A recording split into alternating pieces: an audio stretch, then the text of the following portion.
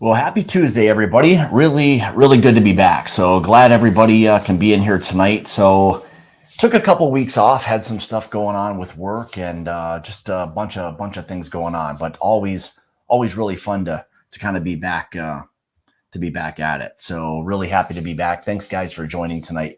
Really appreciate it. So tonight, as you guys can see, myself and the junkies, we must have been thinking exactly the same because we both basically had the same topic tonight. So, but appreciate everybody joining tonight. Yeah. So tonight was going to be one of those things where I had a few new kind of releases, some new releases, things come into us, and really thought I'd kind of get into it in the event that you guys were kind of looking to either kind of secure a few of these bottles. I know the four gates kind of get popular. They've released a bunch of them at one time kind of again, but I wanted to talk about one specifically, the Green River this time, which is their wheated bourbon. So the big hit last year launching their Green River, just a regular standard bourbon. But this year they've decided to apparently introduce a weeded bourbon into their lineup. So that'll be kind of nice. Again, they're always on that, kind of budget friendly kind of side of things. So it's nice when you can get a really nice little sipping bourbon that isn't going to necessarily break the bank or anything like that. Then we've got kind of this monster. We'll get into this thing in a little bit, but this is the newest Sagamore. This is their basically second 2A release or second batch. But again, this is the Sagamore 8 years. So it's a blend of their two rye mash bills, MGP, and I believe their own, unless it's both MGP. Actually, I probably should know that.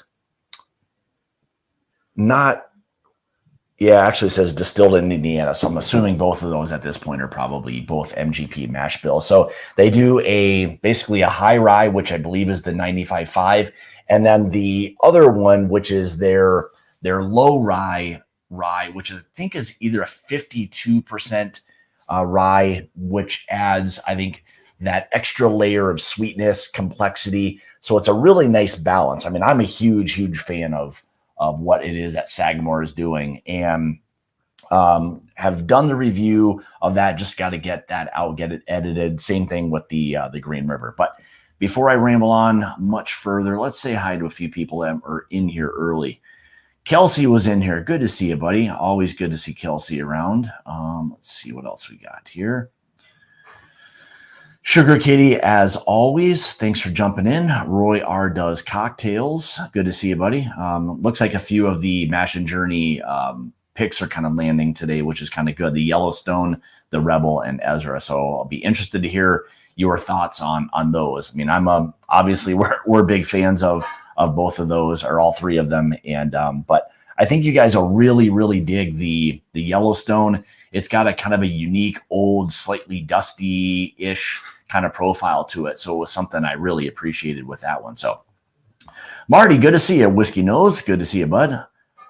The man I was just talking about, the old Ritter. How's it going, buddy? Richie, always good to see Richie in here. Johnny T, good to see you, John.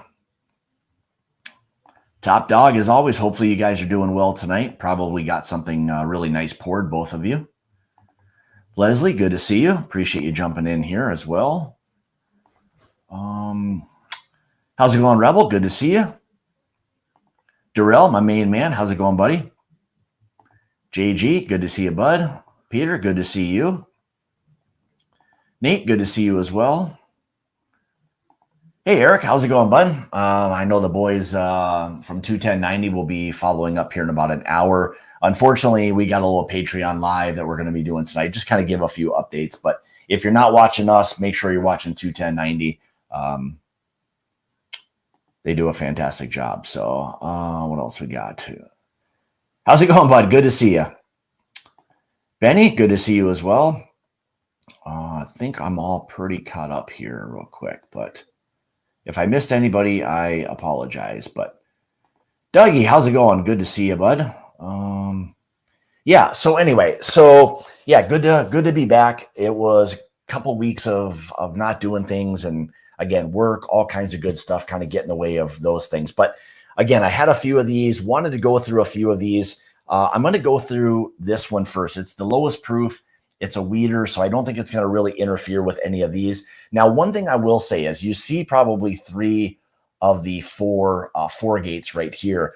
I had to put aside the Amburana only because it's such an in general, I'll even say, it's such an overpowering kind of finish that I didn't want it to kind of take over and affect the finishes on the other. We'll kind of go over what some of the 4-gate stuff is here in a second, but that one I'm probably not going to touch tonight because I just don't want it to interfere with the others that I've got. So we'll kind of get into things. So yeah, so what do you guys, first and foremost, again, thanks for joining tonight, and then drop a comment below. Let me know what it is you're sipping on. Always interested to hear kind of what you guys are drinking. So and then anything else, what's new, you guys can share with us as well. We're all amongst friends here. So if anything good with you guys going on, anything interesting, new bottles purchased, any of that kind of good stuff, I always try to leave the first few, maybe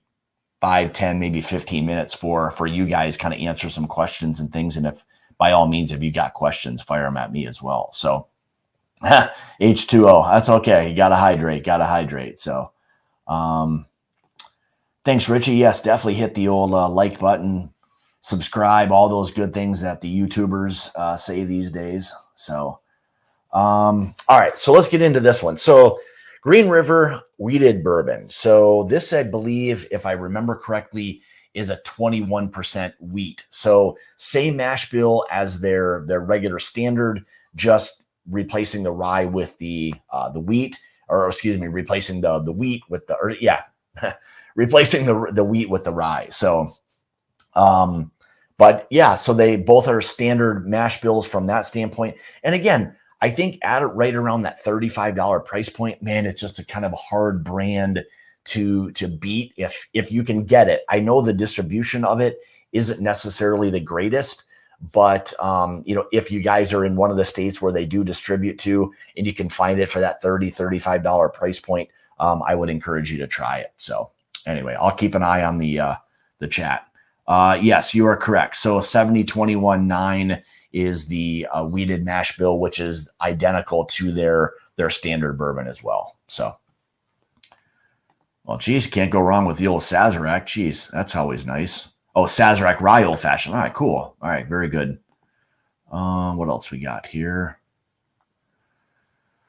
Good, Benny. Good. Yeah, I'm glad to hear you're liking the Ezra. So, I mean, we've kind of talked a little bit about I'll kind of, as I get into this a little bit, talked a little bit about the Rebel and the Ezra kind of being poor man, like Larceny barrel proof and Elijah Craig barrel proof. They both have, I'll say the Larceny, the Rebel is closer to the Larceny barrel proof, in my opinion, than necessarily the Ezra is to the Elijah Craig barrel proof. So in my opinion, but again, I think if for some reason you are one who likes the Larceny barrel proof and you're not able to usually find them, that's a really, really close like 1A for not being able to find it. So yeah, I think you guys will be really happy. And we always appreciate the feedback for all of that, because what it is you guys are enjoying and wanting, we always want to hear all of that stuff. So all right, let's get into this thing a little bit here. So, and again, cheers, guys. Appreciate everybody joining tonight. I'm going to try to make these things as normal as possible. I know the junkies are going. They moved their time slot up a little bit, so that's kind of a bummer. But what can you do? I got the best people in here right now, so I appreciate it. So, all right, yeah, it's just got that really classic wheater profile. Like it's that soft, kind of buttery. There is a slight, almost kind of nuttiness that's there on it, but really the wheat is kind of showing its presence. I'm also getting, it's either this slight confectionery, which oftentimes I'll get in a wheated bourbon, especially at a lower proof, It's also maybe even slightly like a cotton candy, something like that. But there is a really nice spice to it. So I know oftentimes people think, well, because it's weeded, it's not going to be spicy or have a little bit of heat, which can be just the opposite sometimes. So oftentimes they do have some nice kind of spice, a good backbone to them. And this one's definitely got it. I would say for 90 proof, like just on the nose right away, it's more of a nose that you would think was closer to maybe like around 100 proof. There's something that's just giving a little bit of richness and depth to it. But all right, let's go ahead and give this one a try. So, yeah, it'll be interesting. So I'm not going to do the Ambirana one tonight just because it's I'm going to wait to do just the individual review. Maybe I'll do all of them at one time. I'm not sure. I'm trying to figure out how to do the actual reviews. But anyway, cheers, guys. Appreciate it.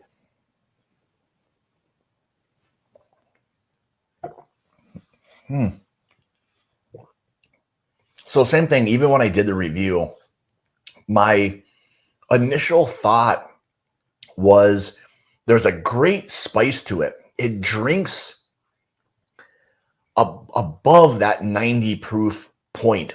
There's some really nice like richness, light medium oak that's there. Again, great spice. Again, that slight confectionery that you get oftentimes with a weeder, maybe on the lower proof side, but really nice. One other thing I'll say with this is for a 90 proof bourbon, it's got a nice texture. It's velvety, kind of creamy. So that's got a lot going for it. I think this is maybe in that, I don't know, maybe 5 to 6 year range. I couldn't find anything really on ages, but I would have to imagine that this is probably maybe in that 5-year-ish range, something like that. So it's a really nice weeded bourbon. And again, at $35, I think this is going to be, one of those budget friendly bourbons that a lot of people may start to recommend or suggest a little bit more just based on exactly, what it is. So, all right, let's go back here to the chat 1 second. Hey, Katie, good to see you. Hopefully you and Ethan are doing well. Looking forward to hearing more about your coffee journey, so to speak. So I'm a huge coffee fan too. So I know Ethan and Katie are starting to do a little bit of their own coffee roasting, which is kind of cool. Something I've considered doing, but just takes too much time. And I've already got enough things going on. I don't need one more thing to distract me. That's for darn sure. So, but anyway, I think that's a really nice. How's it going, Steven? Good to see you, bud. Very good. Hopefully you're doing pretty well too. Yeah. So I think overall it's hard to go wrong with this. I mean, I think this is going to fall into that category now of, again, same price or similar price to their standard Green River, the regular bourbon. Again, identical mash bill. Again, you're just flip-flopping the rye and the wheat in the mash bill. But overall, I'm going to say, I think for what it is, it's a really nice 90 proof, bourbon.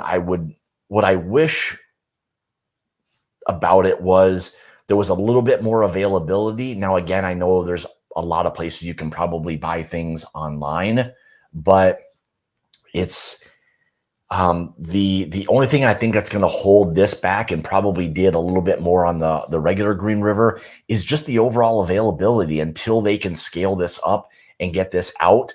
I don't know how many states this is hitting. I'd be interested to know if anyone knows what Green River, or specifically this lineup, kind of has, what the reach is on it. So I don't know if anyone has that. If you do know roughly how many states they're distributed in, let me know. I'd be really, really curious to know that. So,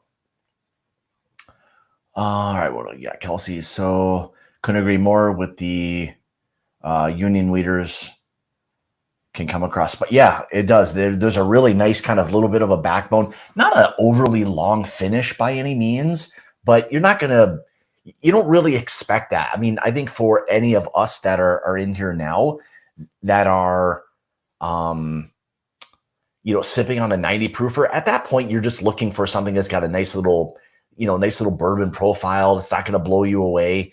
And I think this is a very, very good 90 proof, bourbon, and one that I would say I would give a recommendation to. I think it's got a great little profile, nice spice, the sweetness that's there, a little bit of oak. It's got a nice balance to it. Again, all for a 90 proofer. So Ben, I guess what I would say is, I mean, in terms of over Weller, sure, I wouldn't have any issue with this being at least on par with it. I again, the special reserve, again, most people unfortunately don't get it any more than they probably get this, probably even less, to be honest. Yeah, so I think, again, overall, I think it fits right into that great category. Nice little 90 proof wheated bourbon. And I'm kind of looking forward to seeing where this goes a little bit more, where or when, or really if more people start to kind of suggest or recommend this one. I would, if no one has yet, I would say for sure, guys, make sure if you can get it, go out, try it. Let me know your thoughts. If it's something that you dig or not, I always love to hear what people are kind of thinking as well. So, but again, I'll give it the old recommendation. So, that's, again, it's one of those things where, LC, I don't know, again, what the reach is for the Green River. I haven't seen it here in my area in Wisconsin, but I know Kentucky and maybe a few surrounding states, as far as I know, but outside of that, I'm not sure. So I have actually seen it, Steve, and I've seen it on Sealbox as well. I don't know if the weeder was there or not. I did see the other day when I was kind of just on there looking at other things that I believe the regular one is sold out, but I could be wrong. So, hey, Chris, how's it going, bud? Good to see you as always. What else we got here? Yeah, Top Dog, let me know. So let me know if you guys find, again, I'm always interested to hear kind of where some of these brands and stuff. All right, so Richie's saying not even in Cali yet, but believes it's on Sealbox. So yeah, I wasn't sure if the weeder was on there or not, but yeah, that's what it was. Okay, thanks, Steven. So the weeder is actually sold out. So again, I think that's one. I haven't seen really many or really any reviews out there. Again, I try to stay away just to kind of see what it is, but I'll have mine out more than likely on Sunday. So, but I think, again, it's going to be one of those bourbons that is going to be definitely worth picking up. So, all right, let me have a little bit more. What do you got here, William? Green River isn't in Georgia, but did pick up the bourbon in Chattanooga when I was there on Friday. Didn't see the wheated. Yeah, so I think maybe even for where they are distributed, it may start to kind of slowly trickle out. But again, 90 proof weeder. Like someone said before, I think this is going to be one of those things. If you can't find a Weller Special Reserve, I would have no issue swapping this out for that whatsoever. I think it's maybe even slightly richer, or maybe more velvety, more creamy than the Special Reserve is oftentimes a little bit thinner. But overall, I think it's really, really nice one. So. All right, Christopher, you're gonna have to let me know later on what you think of that. So I'm a big fan of it. I love the slight dusty profile that it has on it. Reminds me a little bit of an even older style-ish kind of bourbon. So hopefully you guys really dig the Yellowstone and the Rebel and Ezra. So all right, nice little spice, really creamy. That's one thing I really, really love about it. So.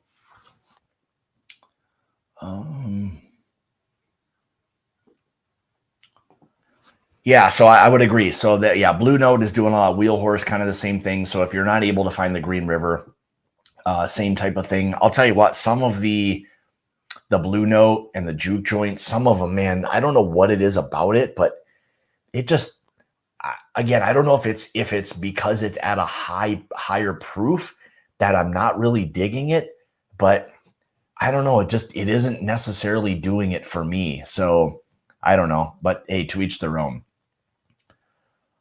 All right, cool. So, all right. So I'm glad it does. It's just got that cool, older, slightly dusty profile. So, all right, let's get that one out of the way and we'll get back to that. So, all right, 4 Gates. Let's see. Cheers, William. Good to see you, buddy. Let's see what else we got. Okay, let's do this. Let's go to we'll say the 4 Gate for last. And I've only got about an hour tonight total. We're doing a Patreon only live. We're going to kind of do our Barrel King meetup, lottery, whatever you want to call it. We're going to kind of pick all the names and stuff tonight for that event in the first part of June. So with that being said, I got to get a move on here. I ramble on too much, like my dad. I talk too damn much. This monster, again, done the review, haven't edited it yet, but let me just tell you this, without even giving you any kind of nosing, tasting notes, I'm going to tell you right now, if you're a fan of what it is overall that Sagamore does for, let's say, $80, make sure you pick up batch 2. I think it's listed as 2A. Correct, 2A.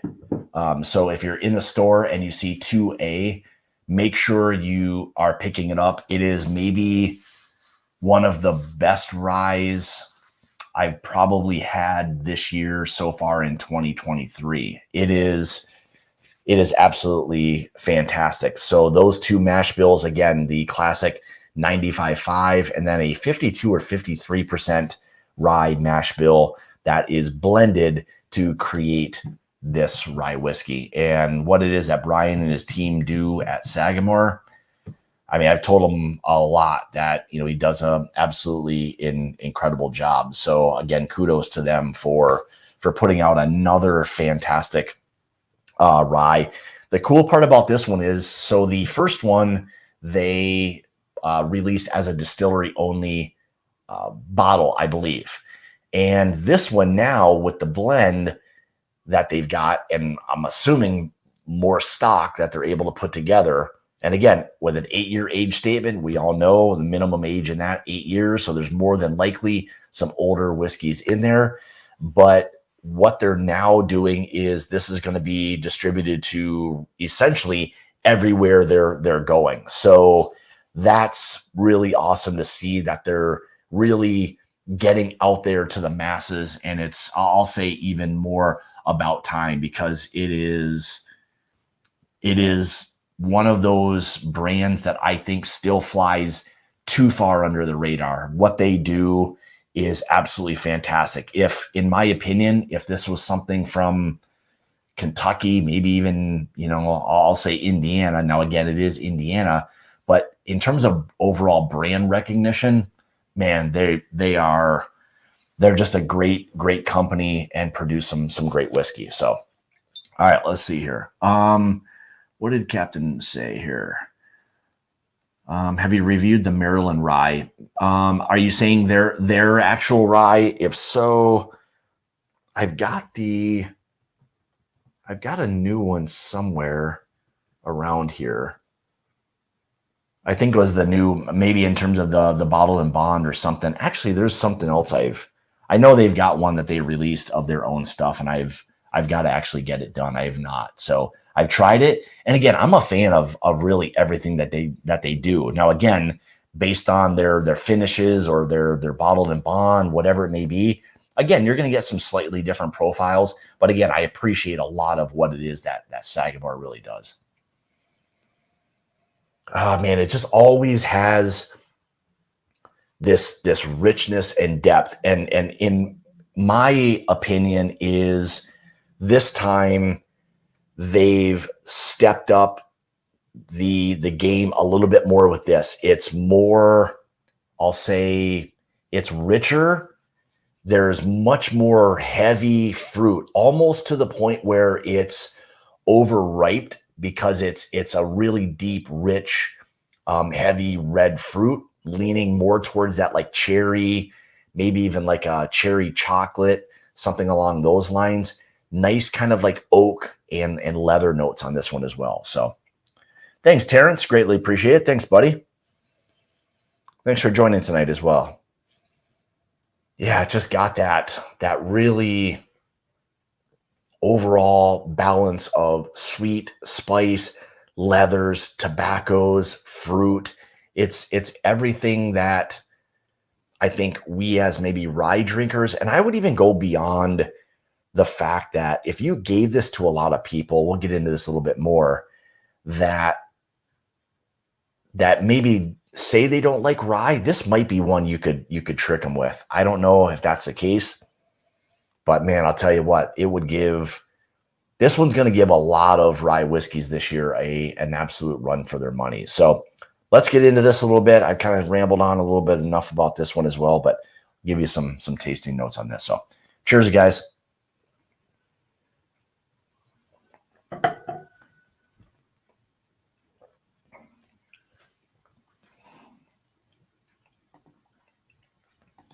You know what, Noah? I have not. It's one of those things. I'm actually working on setting something up to do a virtual tasting with them.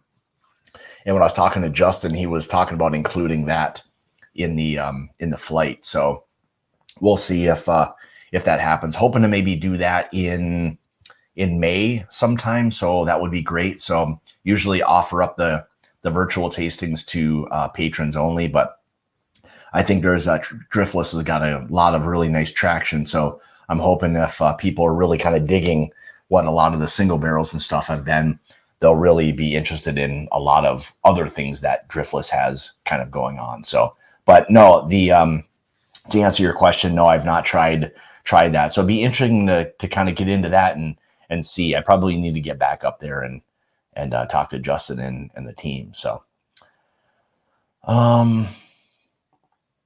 yeah, same here. So I'm just what it is that they do. Huge fan of that. So Copper Wolf, how's it going? Cheers to you, buddy. Good to see you. But anyway, so going back to this again, my first initial thoughts were, I wish I could show you guys or if it would show up, but oh, look at this guy. Look at this guy popping in here. Look at this guy being an overachiever.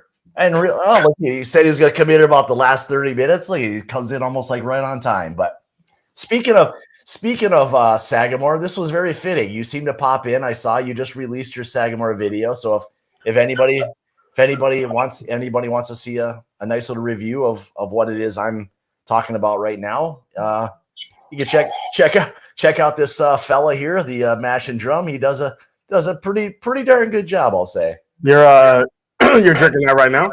I am. It's a fantastic little, I shouldn't say little. It's just a fantastic rye in general. Nice. Yeah, it's got, what I love about this one is the overall like richness, the fruit, the tobacco, that cherry chocolate, whatever that is. I described it as, and I haven't watched your video yet, but I described the fruit note as almost a like where a fruit gets like overripe, where it's almost starting to get into that like rotting stage or fermenting, I should say, because it's so intense, like a concentrate. That's kind of how I'm thinking of this. So yeah, I got like black cherry. Like it almost came off. Yeah. It almost came off like a high proof old fashioned. Oh, I could see that. Yeah, I guess it's. I guess yeah. Yeah, as I was drinking it more, it was like starting to get into like blood orange and these just really deep, rich, dense flavors. And I was like, Yeah, this thing, that's easily the best rye I've had this year. I think it's incredible. That is such a good rye whiskey. It's an absolutely fantastic one. And again, it's one of those whiskeys that has a lot of those different notes. It's slightly, I'll say, I hate to say like different and unique because that there aren't a lot of those, but I think for what they've done with this, it's like you said before, man, it is a really, really nice rye whiskey. got a lot going on. Guys, so everybody watching, it's 85% of the blend is a high rye from MGP, and the 15% is a low rye from MGP. So it still stays to that Sagamore blend that they do at the high and the low. But man, it is an absolute hitter of a rye whiskey. Like I said, like if I see another one of those for $80, I'm buying. I might get 2 more of those things. Yeah, it's worthy, and I said it even before I gave nosing and tasting notes. Where it's a buy. It is that good of a whiskey. And again, the fact that like you and I were chatting about it earlier, the fact that this is going to be distributed to their normal platform is even better, and more kudos to them for doing that. So yeah, I do appreciate someone letting Jason know that the Mets are down to the Brewers again, 2-0. So yeah, I got the notifications earlier. I mean, like I said, I don't get any excited or disappointed until the All-Star break. Well, that's just how I roll. All right, it's fair. It's fair. I mean, you've been down that road before, and again, it's baseball. So again, when you get to the All-Star game and after, that's really is if you're in contention, that's when the season really begins. So we'll leave it at that. Not game 5. Not game 5. It's like the Mets now. I dealt with a good team last year, so like, oh wow, they're really good. They did really well, but then they kind of stunk it up in the playoffs. But so now it's like, okay, well, let's see if you can repeat your season, at least getting to the All-Star break, and then we'll see what happens. Yeah. So if they already start tanking this year, they have injuries already. So we lost our closer, who a stupid injury, celebrating, which is so Mets-like. That is just such a New York Mets thing to happen. It looks like I think LC might be a little bit in the rookie thing here. He mentioned already to Jason about the Mets, and look at that. He's like, I'm not going to worry about it. And then there was like a 3-minute rant.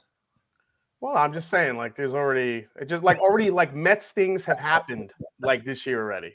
Like last year, un-Mets things happened. Now this year they're happening again. It is true. So, I mean, hey, to arguably lose, again, well, it could be argued maybe the best closer in baseball, to lose him to a goofy injury the way he did. I mean, that was ridiculous to I'd have been mad too. Like that's ridiculous. But anyway, so all right, I wanted to get into. Hey, do you have any of the four-gate samples close to you at all? Yeah, you want me to run through a couple? I just want. I'm gonna go through at least 2 of them. I wanted to see which 2. We've got about 30-ish minutes left, and beyond the riot. Hey, you want to do a couple live reviews of these? Yeah, I was just gonna kind of touch on a couple. Now I'm not gonna do the Ambirana. I opened up the bottle before and got it on my hand, and it just like completely took over. Like it's the Ambirana, you said? Yeah. I've got that one set aside. I think whenever we do our reviews, that'll be fine, but I'll do it then. But I wanted to maybe at least touch on the Kelvin 5, which is their kind of their trademark one, and we can figure out what we want to do with the other. All right, let me go grab the samples. I'll be right back. All right, sounds good. All right. So yeah, we'll do a couple of those. But again, going back to the Sagamore, in terms of what this has to offer, the richness, the balance, the complexity, it's everything that you want in a rye whiskey that has just all of those rich, bold flavors that you want in just a great whiskey overall. I mean, again, at around that $80, give or take a few dollars, it should be mostly available to everywhere that Sagamore distributes. So if you can find it, I would say it's 100%, buy recommendation for me. So, all right, we'll set that one there. We'll leave those. So, all right, as far as the 4-gate, so here's what we've got. Kelvin Collaboration 5. We've got their split stave, which is the French oak. That's French oak rye, or the split stave, but French oak rye whiskey. And then they've got the Japanese Mizunara. So I'm thinking they're all basically finished for the most part. So I don't know if it really matters, but you guys kind of drop drop a comment on maybe which of those three four gates. Oh, okay. So Thomas already talked about the Mizunara. So we can do that. This is the first time I've had the Mizunara, I believe. I don't even know the last time I was in Kentucky and I was visiting with Bobby from Foregate. I don't even know if they had that one. So Andrew, we'll do at least those two. We'll do the French oak and then we'll do the Mizunara. So all right, something just happened to your camera. I don't know what. Oh, there you go. Yeah. So which one do you want to do first? I'm gonna do. We'll leave the Kelvin 5 out. I think maybe let's just do the split stave and the Mizunara. Which one do you want to do first? Let's go Japanese. Looks like everyone seems to be on that one. Wait, we're leaving the Kelvin 5 out? All right, whatever. Whose show is this? I'm just saying, wouldn't it have to be the one that most people want to hear? This guy. I'm about ready to hit this mute button again. This guy. This guy. Jesus. All right. All right. We'll do the Kelvin 5. We'll do some flash reviews. How about that? We'll give you guys a little idea. Thumbs up, thumbs down, good, indifferent, whatever. All right. So what do you want to do first? Since you just drank a rye, you want to do the French oak rye, the split stave? All right. Yeah, we can do. I was going to do Mizunara, but it doesn't matter. Oh no. All right. I'll pour Mizunara. Like you said. All right. Let's do that. Like you said, it's your show. Yeah. I'm just gonna enter your show tomorrow and just take over. Just start blabbing away. You could try. I'll get kicked out. So all right. I don't have any proofs on this. I haven't looked up any. Actually, here I do. Hang on. Sorry about that. Nope, I don't. So again, sorry for not knowing what the hell I'm doing. But I don't know what the proof on the Mizunara is, but I've actually been excited to try this one. Last time I was down there, I didn't get a chance to try it. But well, what's good is now we both have some experience with Mizunara now. So that is true. Boy, this is pretty intense, though. And that's one thing I think we all have to give credit to Foregate is, not only are they great at finishing, but they typically find the really nice, secondary finishing, barrels. There's just something about what it is they're able to secure that really just adds to, what it is that they do. So, yep. Oh man, I'm trying to figure out like what that is. Like right away, I'm getting there's almost like this, like kind of pipe tobacco note that's on it. There's something that's sharp. There's something that's sharp on it. It's gonna sound like a weird note, but I'm getting like almost like a peanut butter type note.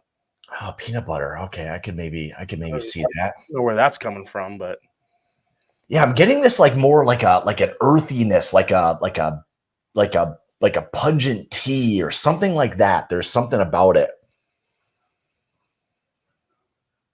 Man, interesting. Oh man, there is a Mizunara can definitely give notes of somewhat floral but tropical type flavors. I feel like I'm starting to get a little bit of that. Yeah, maybe I'm glad that you kind of said that. Maybe it's the tropical part that's kind of starting to come out a little bit. Yeah, there's almost like a very fruit forwardness coming through to it. A little bit of chocolate too, which is sometimes you get with Mizunara. Yeah. All right, let's give this one a try. Boy, I just like there's a little bit of an earthy backbone to it that I like.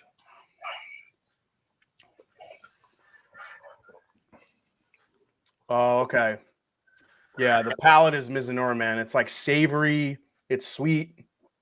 Yeah, I would say in terms of the tropical part, that's definitely there on the palate. That tropical fruit note. Yeah, a little bit of it there. Good like oak. There's a little bit of a dryness that's there on it. Yeah, and it's like drying like a drying aspect of is something very similar that I've gotten in other Mizunara cask finishes.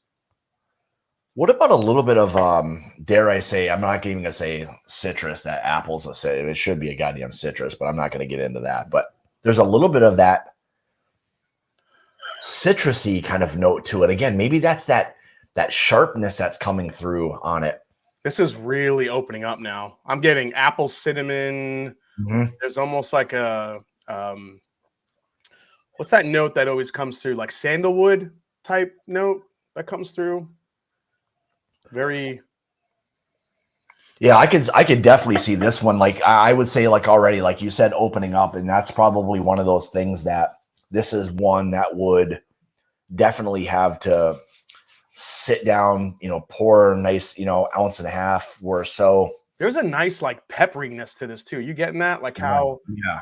it's almost like it's almost for got a me, little like spicy like Japanese chili pepper in there or something. yeah, that's a good note. I'm glad you said chili pepper because that was kind of where I was going to go with that. Is that there's a little bit of that kind of chili pepper, and for me, it's really late, and on the finish is when that kind of kicks in. It's sweet and savory up front, and then that like kind of peppery, Hey, oaky kind of thing. Chris over at Foregate put through the stats up there if you want to check them out. Okay. All right. Here we go. So what do we got? Mizunara batch. Okay. Man, I'll tell you what, that does not drink, I don't think, like 117 proof. Thanks, Chris.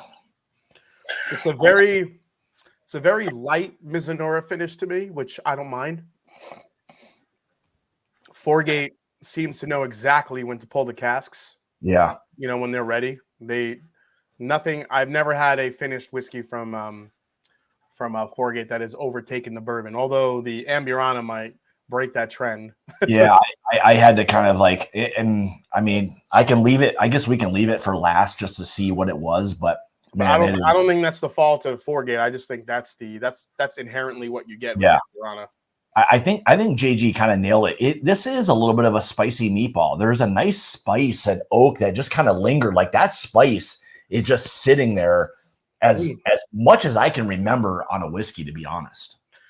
Yeah, it's like this crazy mix of like hot spices, sandalwood, a hint of like a little bit of like a tropical note, and then there's a chocolate wrapped in there too somewhere too. Yeah, there's.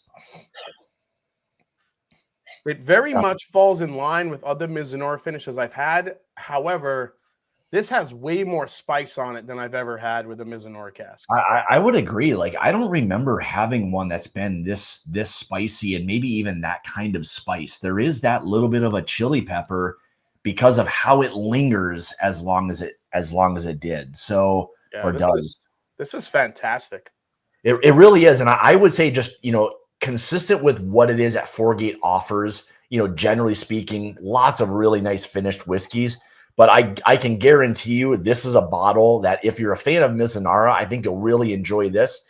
But this is a whiskey that is going to 100% change. So when you open your bottle, give this thing a little bit of time. I bet you anything this thing will, I'll say, improve if that's even possible. But it'll do, I think, what it was intended to do, if that makes any sense. Yeah, and forget that peanut butter note I said earlier. That was like a first scent, and that's gone. There's no peanut butter. So this went all. God, it's like a oh my God. More of those fruit notes are kind of starting to jump out now. This like overbaked apple pie note. I'm still getting this, which is freaking. I was on the fence about this. I might just grab one of these. It's honestly, it is like it reminds me of the you could say baked apple pie or like one of those those like crumble things like a coffee cake or whatever that is. There's something like a little bit of that. Yeah, it's the what do you call it? The Dutch apple pie with the crumble. Yeah, it's really nice, and you can see. I mean, just as it's opening up, the nose I'll say is really starting to kind of like explode. You could smell this thing for like days. Yeah. It's like a candle. It really is. Mm. But my favorite part of it, even though the flavors are good, it's that chili pepper finish that it's got. Yeah. That is outstanding. It's pretty darn cool. I would say I'm all about it. Ooh, that was close.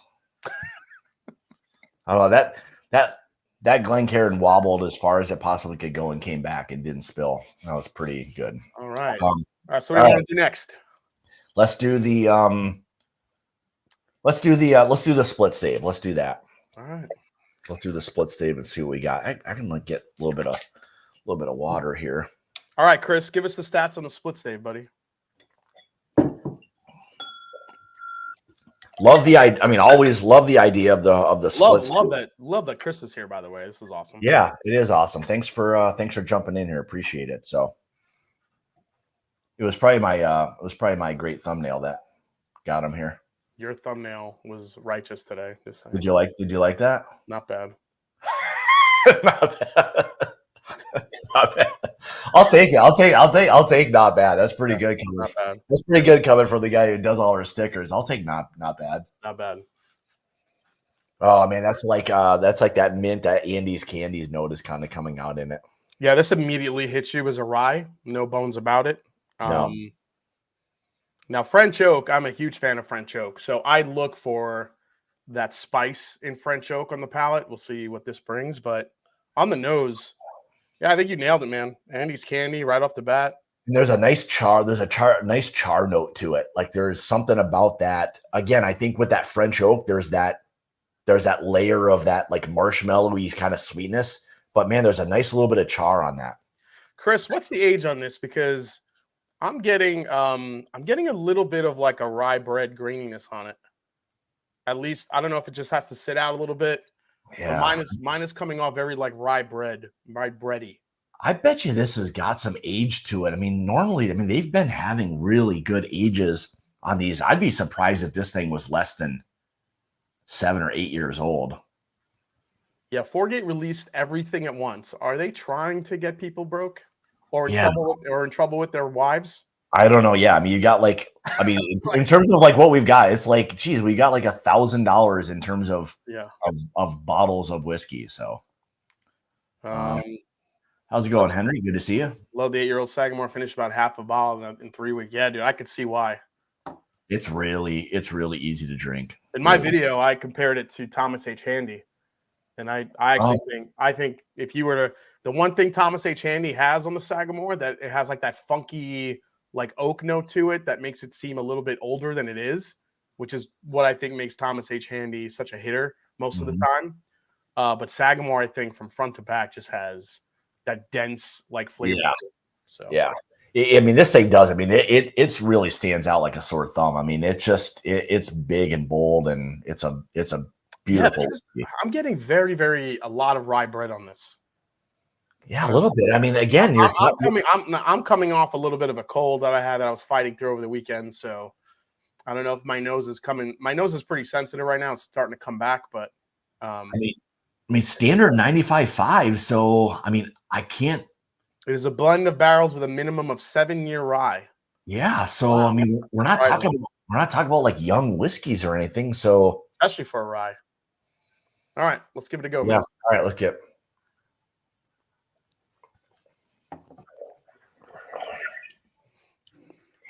Oh man, that sweetness on this. Wow. That hit completely different than I thought it was going to.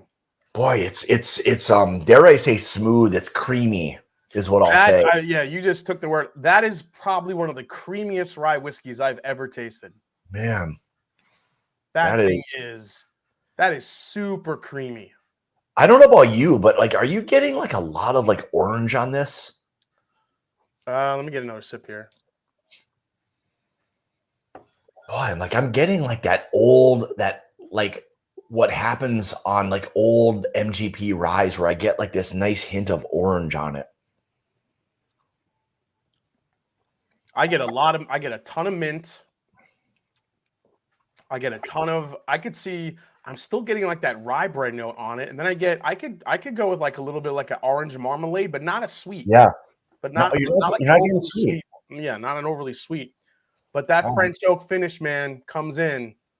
Yeah, I think that French oak is adding to that, what we're describing as this creaminess. I think there's like this vanilla custard, that marshmallow. I think that's giving that like perception of that creaminess, that sweetness is carrying over from that standpoint. There's something though that is off to me on this, and I hate to say it, but really, I don't know what it is. Is the rye is that part of it kind of throwing you off? It's like this over like breadiness to it to me. Oh, interesting. I'm getting that, but I'm not getting it like dominating. Like I'm still getting a lot of the sweetness, that creaminess. It's like a football game. This whiskey, it's like a tale of two halves. Where it's like the front, like the first half to me is all the breadiness, a little bit of spice, and like you said, like I get like the mint, a little bit of the sweet, and then the back end all of a sudden comes in, and it's just sweet and spice. So, but that front part is that breadiness that I'm picking up is just, I don't know. I don't know if this would be like a definitive, yeah, go spend $200 on this for me. Yeah. Okay. I guess I could kind of see. And when you say breadiness, like, are you actually describing like a bread dough, something like a yeast or something like that you're picking up? It's that, or it's like rye bread. I just keep getting like rye bread, and it's sometimes it comes across as like, I love rye bread, so I don't mind it. But there are certain sips as I go back to it where it's coming off a little bit youthful and bitter. And I don't know if that's like the combination of the two staves. I'm just like, my palate's very sensitive to stuff like that. So whenever I taste a little bit of it, it's kind of like you with dill, like the slightest little hint of it. Yeah. You just get it.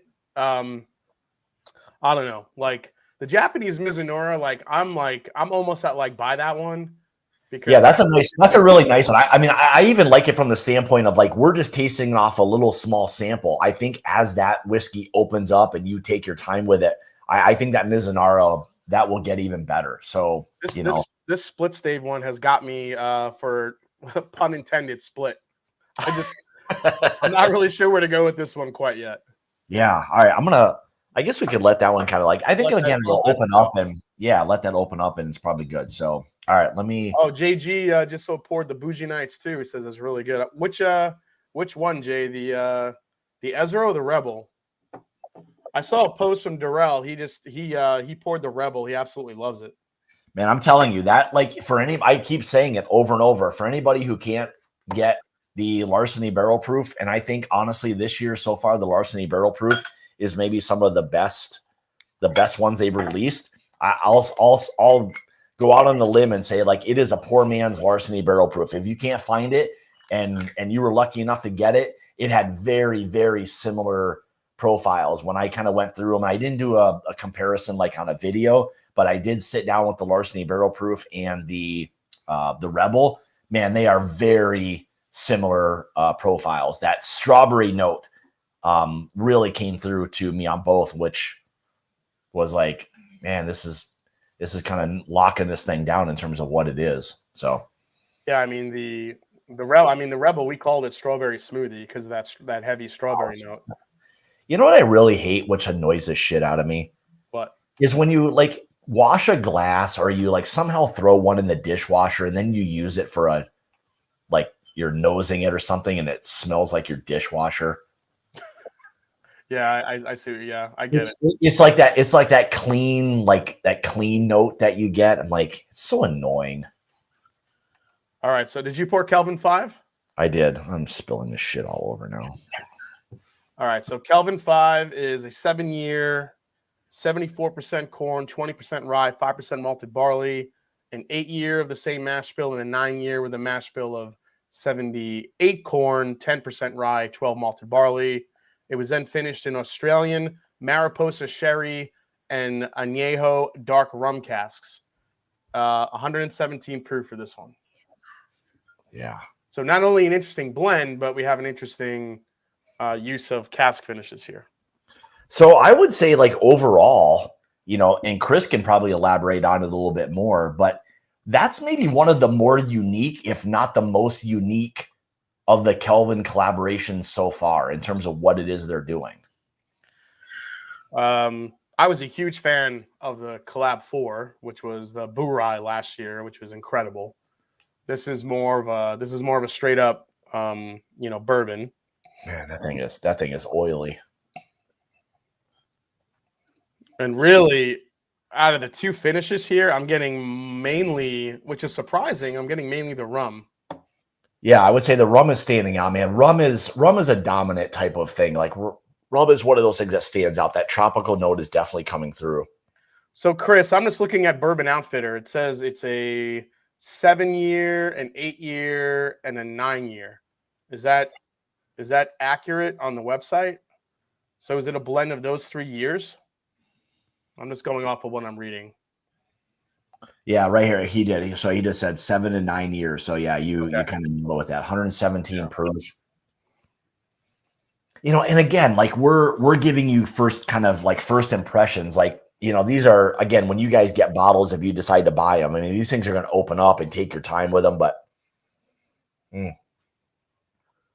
man, just for like those last like 2 minutes, the nose is just getting increasingly better on this. Oh man, wait till you taste that son of a bitch.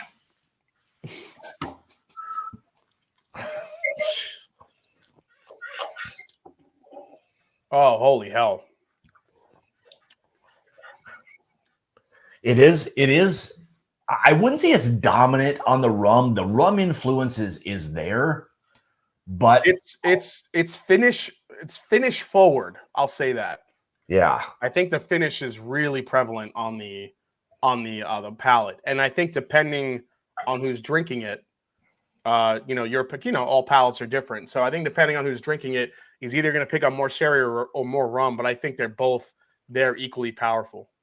The sherry is adding that little bit of extra, like texture to it. Like it's keeping the rum from being overly sweet, but man, that spice and how it sits on your palate, it's oily. Again, there's a little bit of that peppery note that's there on the finish. That's what makes it for me. That's what seals the deal on this whiskey. Because if this was just that finish it had just the rum and the sherry with no finish on it, I would say easy pass, because there's nothing it's just, again, you're looking at one of these finished whiskeys that's just all sweet and it's got no nuts to it, no balls. Yeah. It's got really nice balance to it. Like you're not having to think or there's not one that's overshadowing the other. Like they're working really, really well together in terms of what each one has to offer. But man, that's and again, these things will probably change in a better way. It's just what it is that happens to Foregate. The bottles get better. It's a really nice, it's a creamy mouthfeel to it. It's very dense on the palate. You get spice from front to back. You get all the sweet. It's very much in balance. It's just a hitter of a great finished bourbon, man. This is really good. Man, creamy again, nice like mouth texture to it. Spicy. Out of the 3 that we've had tonight, I always say it, like if you're gonna spend the $200 on a Foregate, that Kelvin collab is probably always the universal favorite. I think like this time, like I would agree. I think it's just ranking them in this order. Yeah, I'd probably go Kelvin, Mizunara, split stave. Yeah, I'm right with you. Yeah, I think that's a pretty good one. So, and this Kelvin nose is just getting better and better.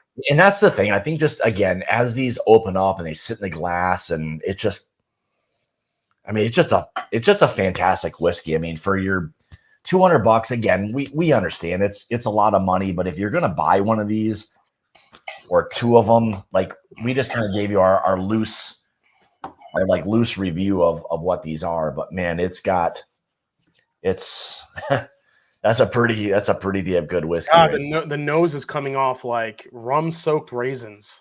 Yeah, there's rum, like a rum raisin dessert on the nose. Yeah, I could see that. And again, I wouldn't. So as much as Jason says that, don't like overthink it from the standpoint of like it's overly dominant. Like there's a great balance to it, but there are those notes of that rum soaked, whatever it may be for sure. So it's a fantastic.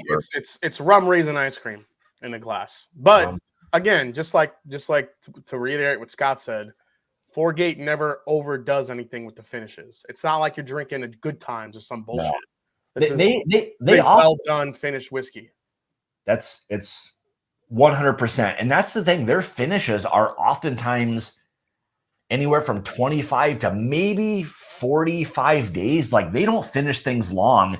And again, you don't have to. When you're using quality barrels, this is the effect of what that is. Like, that's hard to explain to people because sometimes we hear things that are finished for 6 months, a year, 2 years. Like, you're probably talking about multi finishes on those things, and you have to finish something for 2 years if the barrel's not so great. So I actually want to pour this on my ice cream. Oh yeah, I could totally see it. But but it's not overly sweet. Like, I don't want everyone to take me in the wrong way where I'm saying how sweet it is, because the spice on the palate from front to back on this whiskey is what saves it. If there was no spice, I would think it would be pretty boring. I would just think it's another sweet whiskey. But this has all the balance. It's not overly finished, but there's enough going on there. It's crazy. Yeah, man, that spice and finish that's on this is outstanding. It is, when you're talking about a finished whiskey done really well, this is a finished whiskey that's done really well, where the balance, the richness, that complexity, everything that you want in what that finish is, this thing is giving you that. It's a great finish. I love the lingering spice that's on it. That's good stuff, man. Man, I couldn't. Yeah, I guess I mean, just based on this, I couldn't recommend that one. I don't think. I ordered a bottle of this when they dropped on Bourbon Outfitter, so they're sold out now, unfortunately. But I'm sure we'll see them on Sealbox and other spots. I don't know. Did they release on Sealbox too already? I'm not sure if they release them or not, but man, I'm gonna have to look for that because that is a really, really damn good whiskey. Yeah, I grabbed the 5 on Bourbon Outfitter because just again, me saying before is if I'm gonna buy a 4-gate, hands down, it's gonna be that one. There is another 4-gate I'm waiting for that Sealbox did already release it. Damn. Yeah, I think they just did like the other day, so I think I seen that as well. Right. So, man, that's a good. I mean, when you talk about, there is another 4-gate that's coming out at some point that I'm definitely buying, but gonna have to wait on that one. So. Yeah, I just wanted to go back to that to the Mizunara, and it's Oh yeah, let's take a quick return on that. Yeah, and then we can call it off and head over and do our little Patreon. Oh my god, dude! Now it's turning into like. Yeah. Now we're getting into like. I'm getting a lot of sweetness. Like there's a lot of that. Like there's like a creme brulee, like a toasted creme brulee. That is the perfect description. It has turned into that crust on top of a creme brulee, that burnt brown sugar. Yeah, great spice. That's one thing with these so far. At least the Mizunara and the Kelvin, man, they got great spice and sweetness balance to it. So a little bit of fruit on the palate still coming out. Yep. That spice, dude. Yeah. I might have to order one of these right now. Son of a bitch. Yeah, that's a really good whiskey. That's a nice Mizunara finished whiskey right there. Yeah. Wow. Well, if you guys were looking for 4-gate whiskey reviews from a couple of chumps, you guys came to the right place tonight. So, yeah. By the way, the Mizunara is actually still available on Bourbon Outfitter. It's $250 though, but I know that's a lot. But you have to remember how expensive Mizunara barrels are. Yeah, they're super expensive, so that plays into the price. Yeah, definitely. Yeah, some of the most expensive. So yeah. I think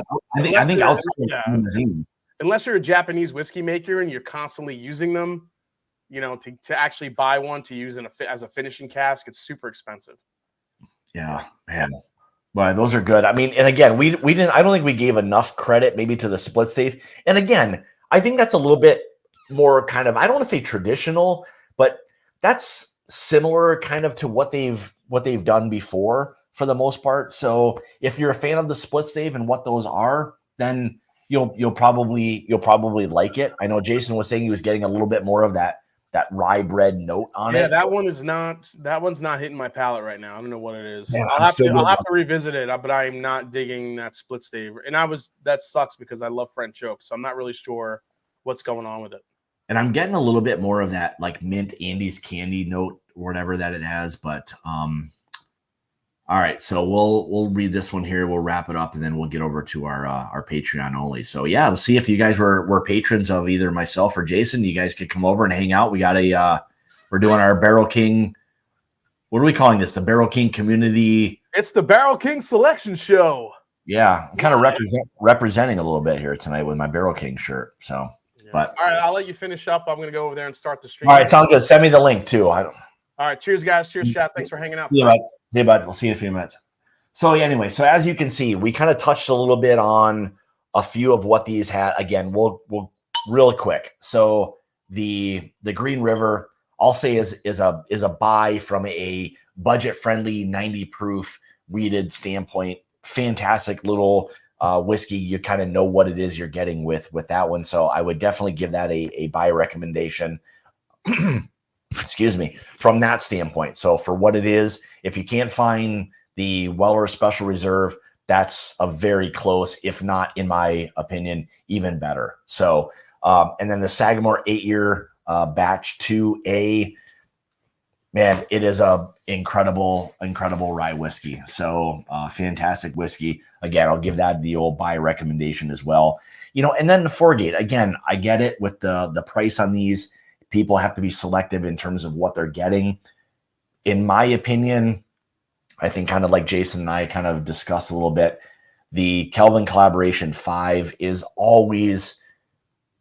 just always do it really well. So I think for what it has to offer, it's kind of a no-brainer. If you're willing to spend that kind of money on the 4-Gates or the Kelvin Collaboration, that is 100% a buy. I just feel it's going to get even better as this whiskey opens up. It'll really start to kind of shine like oftentimes they do. Mizunara kind of surprised me. I wasn't sure how that would go. Sometimes it's with some whiskeys, it's underwhelming. Not very often is it overwhelming, but I think they did a fantastic job like they do with awful lot of the other whiskeys. And again, I'd probably lean towards, a buy on that one as well, because I think it's done that well. And again, the split stave is good. Again, it's where you really are wanting to kind of spend your money. It's a nice whiskey. That split stave is kind of a cool concept with the toasted and the charred staves basically broken down. Barrel looks like a zebra, kind of gives that effect. So you got some kind of different, flavor profiles that it's offering. So anyway, there you guys go. So appreciate everybody joining tonight. If you're a patron and you're interested in kind of what's coming up next, or if you're not a patron and you want to join the club, there's a link in the description of this. But we're going to be heading over to Jason's channel in a few minutes. I posted on my Patreon before, so there's a link there for you guys to join there. So lot of stuff going on, a lot of good things. We're going to kind of taste through a few things coming up, for the Mash and Journey Whiskey Club. So again, guys, thank you so much for joining tonight. Greatly appreciate it. Always like catching up, kind of chewing the fat a little bit with you guys. And hopefully next week we'll be back. I want to start doing a few more lives, getting some guests. Working on getting Jared from Barrel King on maybe even next week as well. I'll talk to him a little bit more and see what we can kind of get planned. So, but anyway, yeah. And Chris, thanks for providing some information and stuff tonight. I think you guys are right. I appreciate all of that in terms of what it was you were able to share. So we're looking forward to kind of getting a little more formal reviews and stuff out there as well. But there you have it, guys. Greatly appreciate everybody hanging out tonight with me for a little over an hour. And as always, it's a fun night. So makes the Tuesday night go by a little bit quicker. So again, guys, thanks again. We'll see you guys next Tuesday. Remember, it's about the journey and not the destination. We'll see you guys next Tuesday, maybe with the guy behind Barrel King. So we'll see you guys next Tuesday. Cheers, guys. Thanks for hanging out tonight.